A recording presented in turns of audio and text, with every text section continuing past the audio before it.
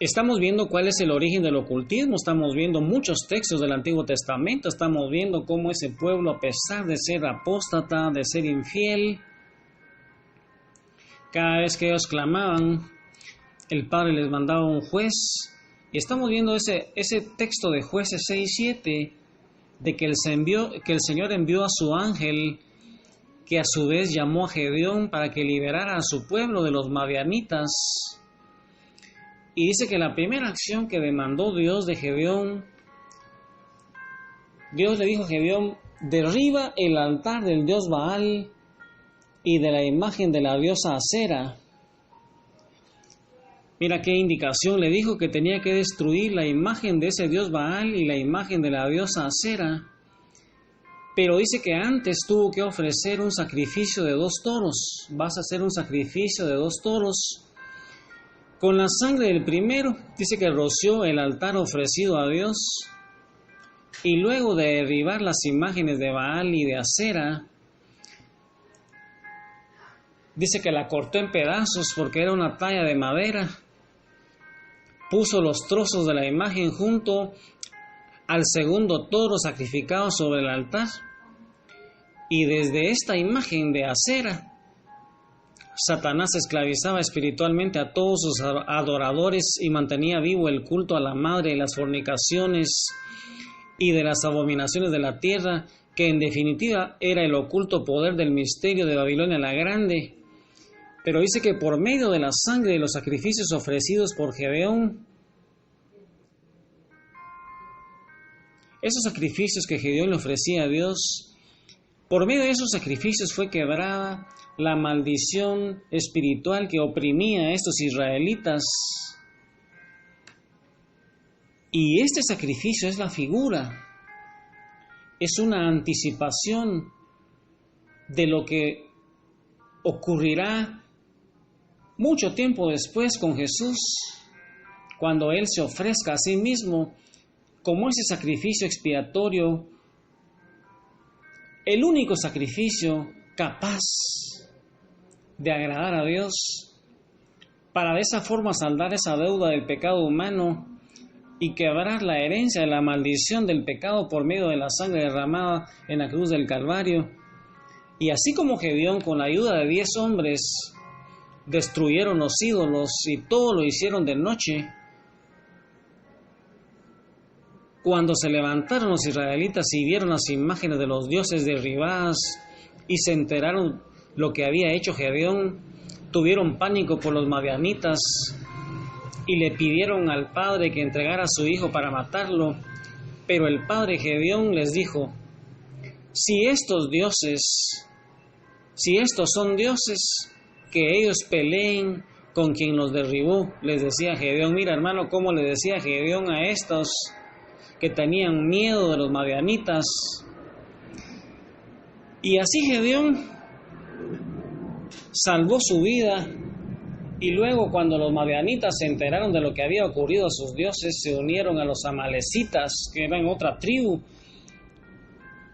que eran enemigos del pueblo de Dios, y marcharon. Dice que los madianitas se unieron con los amalecitas y marcharon con un poderoso ejército para aniquilar a los israelitas y a Gedeón. Imagínate ahí los madianitas con los amalecitas formando un gran ejército, y su objetivo es aniquilar a estos israelitas y a Gedeón, ya que ellos habían destruido sus dioses. Pero dice que el Espíritu de Dios envolvió a Gedeón. Mira ahí en Jueces capítulo 6,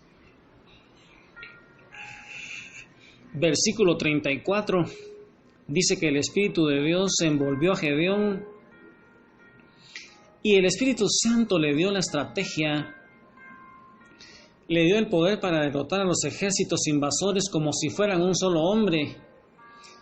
Y el poder liberador de Dios por medio de la sangre de Jesús y la unción del Espíritu Santo también hacen invencibles a los creyentes y anulan cualquier ataque del diablo.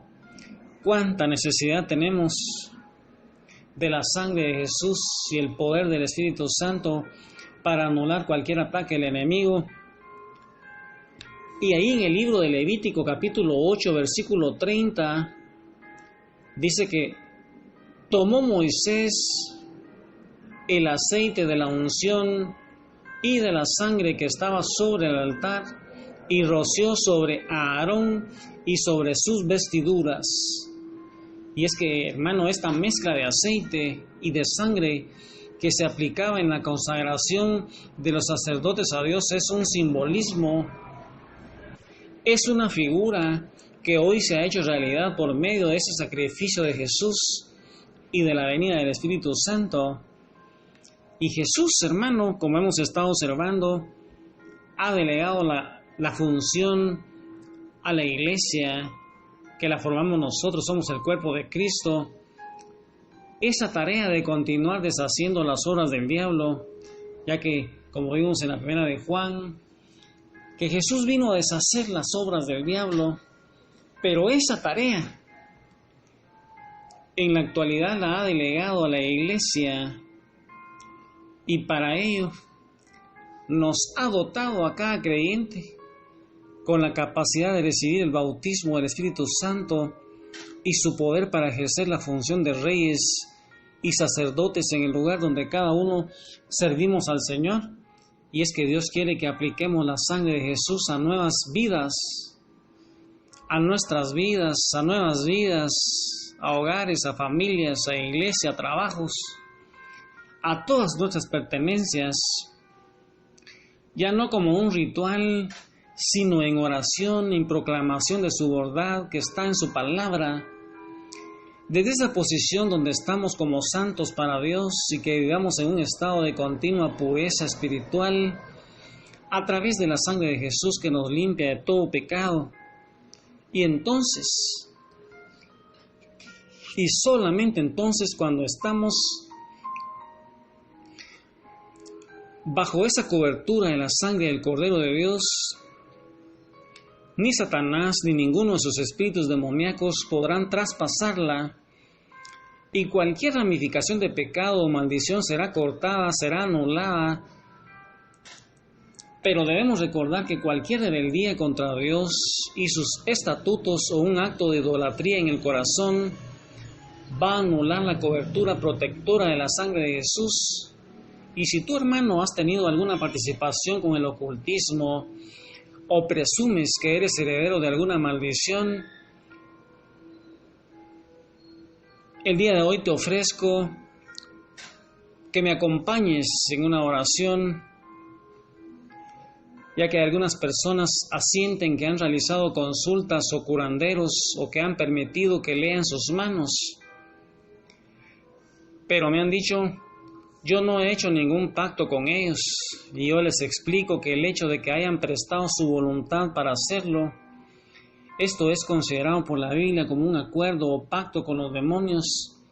Y si tú has realizado un pago por los servicios recibidos, eso también es considerado un pacto. Recuerda que toda alianza o sometimiento voluntario a otros dioses trae fuertes ligaduras espirituales muy difíciles de romper.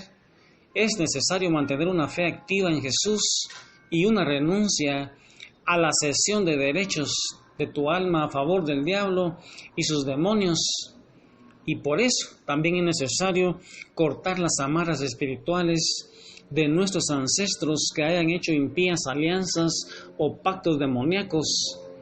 El pacto que Jesús hizo en su propia sangre con nosotros tiene el poder de anular cualquier pacto con demonios y de hacer ineficaz cualquier maldición proveniente del tenebroso y oculto mundo de las tinieblas.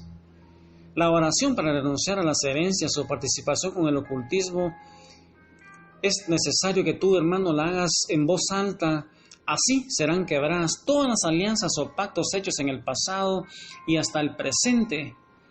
Y ahí donde estás, entonces, hermano, yo te invito para que realices esta oración y digas,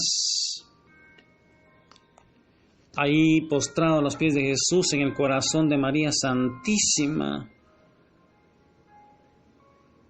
llenándote del Espíritu Santo y cubriéndote con la sangre de Jesús, alejándote del mal. Padre eterno, Reconozco que busqué la ayuda de Satanás.